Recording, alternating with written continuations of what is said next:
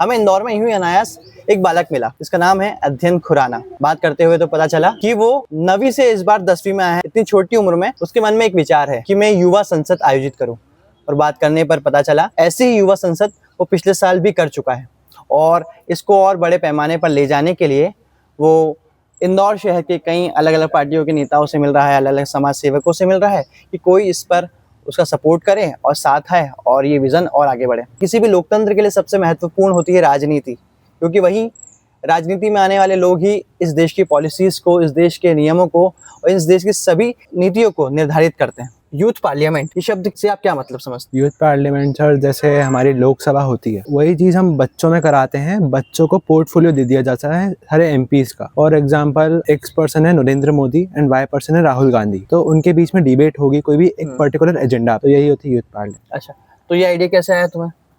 ये मेरे को आराम से हो जाओ, कैजुअल, इतना कुछ नहीं है, ठीक है? बात कर रहे हैं अपन, सिर्फ बताइए ये आइडिया कैसे आया?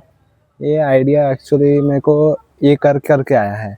जैसे मैंने पहले बहुत सारे एमयूएन्स और यूथ पार्लियामेंट करी है। जैसे हमारी इंदौर डेमोक्रेटिक समिट थी, माननीय पुष्यमित्र भार्गव जी के नेतृत्व में हुई थी।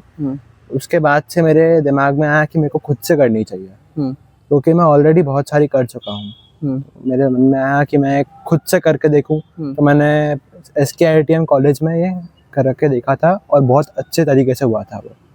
अच्छा, क्या परेशानी आती है? जैसे मान लीजिए अभी तो आप 9th से 10th में आए हो जी, इस एज में तो बच्चे अभी PUBG खेल रहे हैं, ठीक है? इस एज में अभी वाटर पार्क की ओर जा रहे हैं, गर्मी का दौर है, ठीक है? इस एज में बच्चे अभी IPL में बिजी है ना? जी।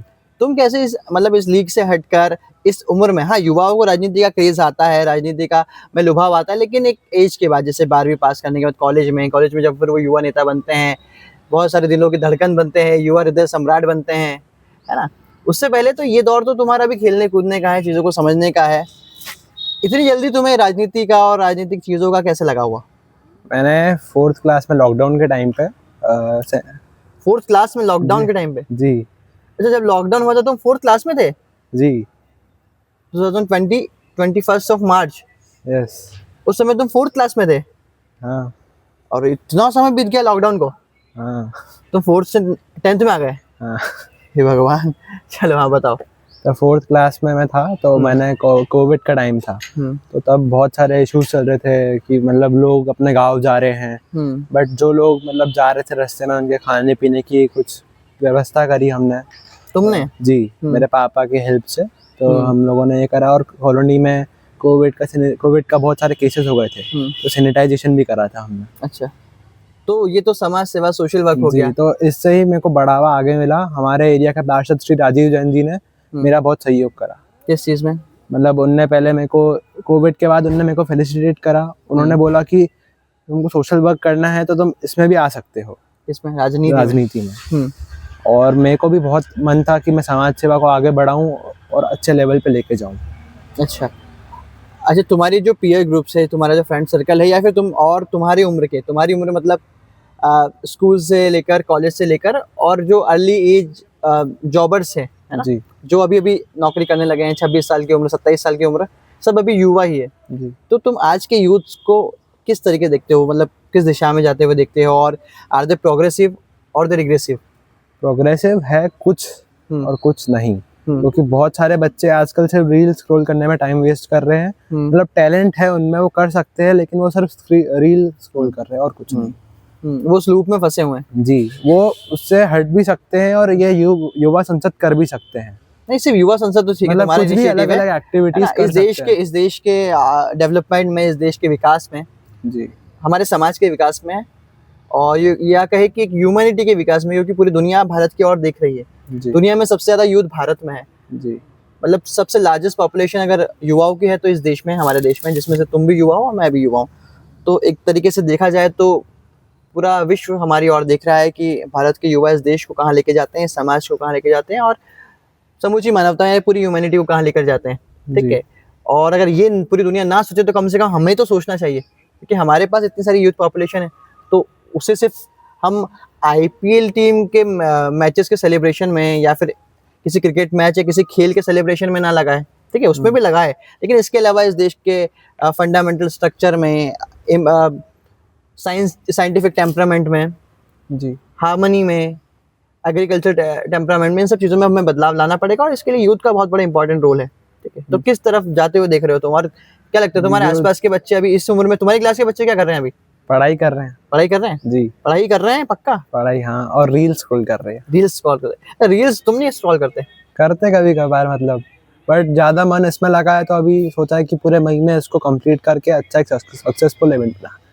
अच्छा, तुम बहुत छोटे हो उम्र में अभी, ठीक है, उम्र सिर्फ एक नंबर है, ये बोलने में बहुत आसान लगता है, ठीक जी। है, लेकिन असल में उम्र का फासला कई चीज़ों में अंतर लेकर आता है, कई चीज़ों में बदलाव लेकर आता है। उम्र कम होती है, अनुभव कम होता है, उम्र कम होती है, इकोनॉमिकल फ्रीडम भी नहीं होती, उम्र कम होती है, फैमिली की बाउंड्रीज, परिवार की बाउंड्रीज होती है, उम्र कम होती है, कनेक्शंस कम होते हैं, उम्र कम होती है तो हमारी सोच का दायरा भी सीमित होता है, ठीक है। जी।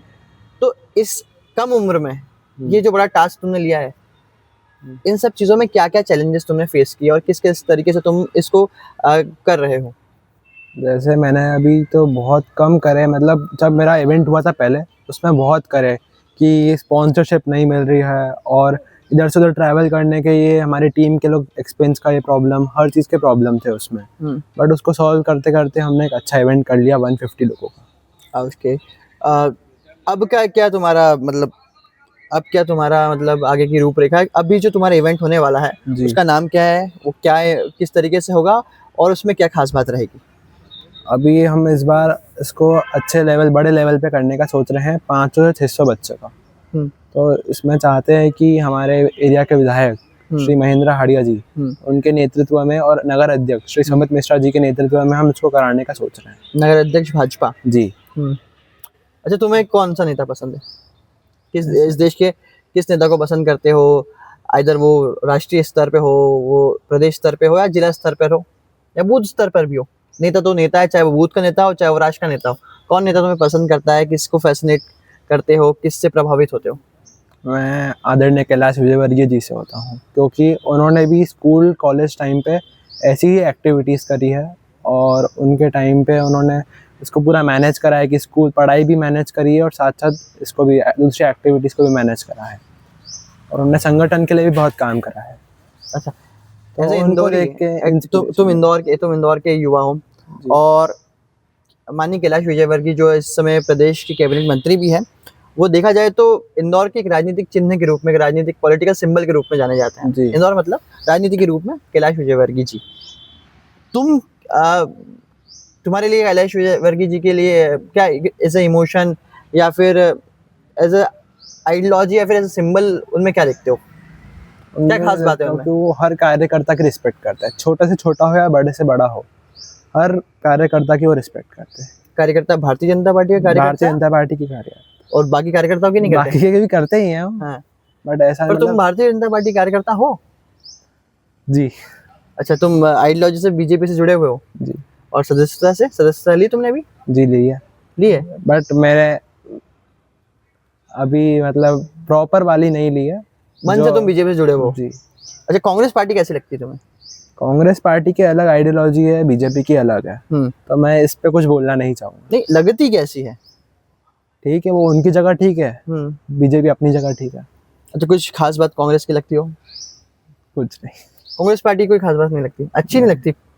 कुछ तो किया हुआ 70 सालों में से बहुत majority of time Congress government ने इस देश पे राज किया, इस प्रदेश पर राज किया, गलत शब्द बोल रहा हूँ, गवर्न किया, इस प्रदेश को गवर्न किया, ठीक है। तो कुछ तो खास बात तुम्हें पिछले 70 सालों में, 75 सालों में लगी होगी कांग्रेस पार्टी की गवर्नेंस की, कि ये उन्होंने काम अच्छे किए।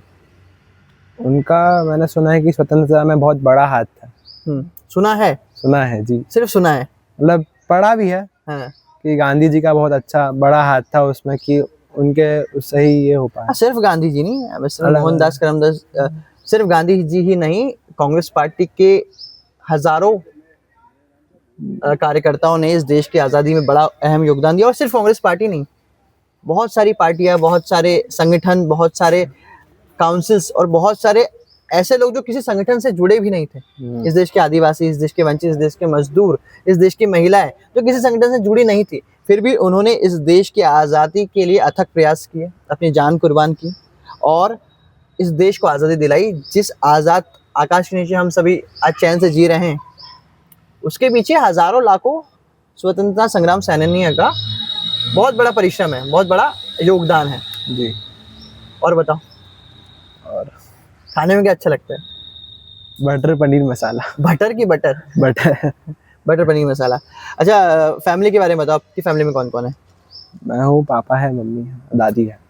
अच्छा, तो फैमिली तुम्हारे पिताजी और तुम्हारी माता जी, मतलब पापा और मम्मी, जी।